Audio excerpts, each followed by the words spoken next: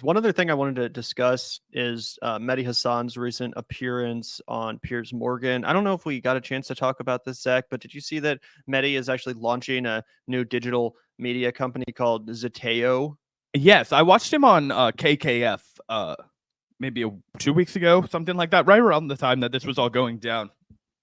But obviously, super happy that Mehdi's landing on his feet with his own, media company after he was, basically let go from MSNBC for being based on Palestine. Obviously, we've talked a lot about how Mehdi Hassan has had some cringe liberal takes at times. He wrote that article for the New York Times about George Bush that we liked to roast for a while on air. But by and large, he's been one of the fiercest and strongest advocates, for justice for Palestine on air. And also, he's just a damn good interviewer, bro. Like, we love to talk on, the British, right? My ancestors fought and died to get away from that wicked island. And, we like to show our reverence for them. I didn't watch them die face down in the mud, for us to, go back to the, anyway, crown worshippers. They still have a king in that country. People want me to take it seriously. I digress. It's the one thing Sagar and I relate to each other on. But anyway, all that said about his, he's an American now, and we forgive him for, his trespasses as a Brit. And just a sharp interviewer for sure. One of the best we've got. Definitely. And yeah, Zach, you're right. Usually Piers Morgan gets to be the most serious man in the room with his British accent, but here he met his match. Mehdi also has the accent. This was pretty funny. And, I think that Mehdi Hassan just makes such a great point. We're not going to react to the entire discussion or debate or whatever, but I thought this was a really good video to watch. I would be fine, Piers, if you had Palestinian guests and you begin by asking them, do you condemn Hamas war crimes? Because what Hamas did on October 7th was a war crime. But then you should start with Israeli guests and pro-Israeli guests saying, do you condemn Israeli war crimes, which have been documented by the UN, every human rights group on the planet? You don't. You had Naftali Bennett, the former Israeli prime minister, on a couple of weeks ago. I watched the interview. Your opening question was, how comfortable are you with the way Israel's prosecuting the war? Right. Bit of a softball to start with. You didn't ask him to condemn Israeli terrorism, Israeli war crimes, Israeli genocide in Gaza. So a lot of people look at that and they say, they get your intention, but it comes across as a bit of a racist double standard. I don't think it's a racist double standard, and I think that nobody has given pro-Palestinian voices a bigger platform more consistently since October the 7th than me.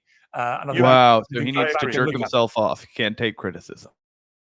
Sounds like the Vanguard. Those interviews, I think that clips get taken out of context and people assume they know what I've said. And often it's completely misleading. I've tried to be fair-minded about it. People do ask me, do you think Israel are terrorists? And I've said no, I don't think they are. But I have repeated it. Well, I have repeated it because I think they out of interest. Why? Because they were responding to an act of terrorism so heinous it demanded a massive military response. So heinous. I love that accent.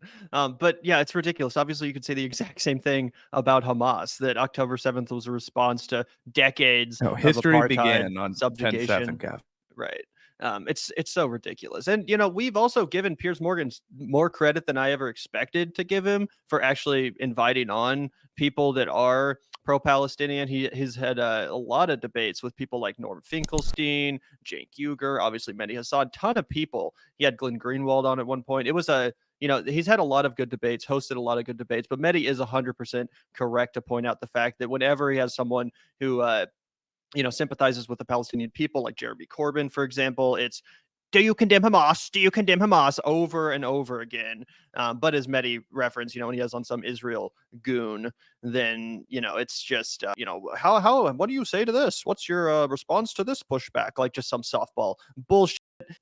People are saying that your entire media system has perpetrated a lie, whereas there's bountiful evidence to suggest that you've made up the whole lot on the mass rapes and the booby cutting and the twat stabbing and all that jazzy. What do you make of these, rumors? Exactly. So let's listen to the rest of this real quick.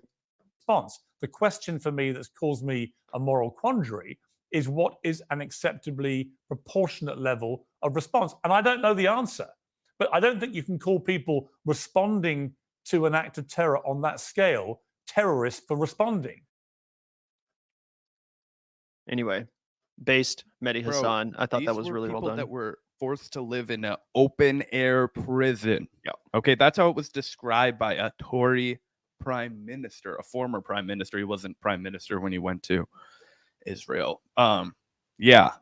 So maybe there was a little bit of a reason that I'm not saying it was right, but to act like, well, it's justified to commit, mass human rights violations and international war crimes and starve innocent women and children, keep them from getting medicine, any kind of aid, bomb all of the schools, UN facilities, engage in acts of torture.